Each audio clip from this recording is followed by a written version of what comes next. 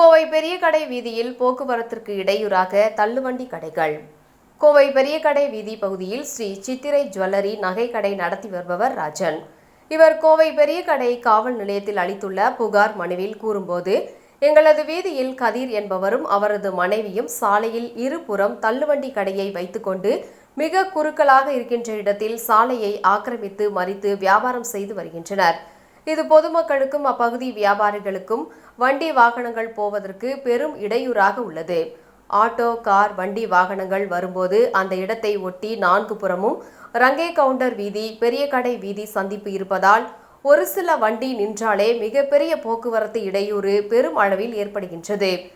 மிகவும் முக்கியமான விசேஷ நாட்களில் அளவில்லாத கூட்ட நெரிசலும் ஏற்படுகின்றது. பின் நடந்து போகும் பாதசாரிகளுக்கும் பெரும் சிரமம் ஏற்படுகின்றது. எனவே அந்த சாலையை ஆக்கிரமித்து பொதுமக்களுக்கும் போக்குவரத்திற்கும் இடையூறு ஏற்படுத்தும் தள்ளுவண்டி கடைகளை அப்புறப்படுத்த வேண்டும் என்றும் அந்த மனுவில் கூறியுள்ளார்.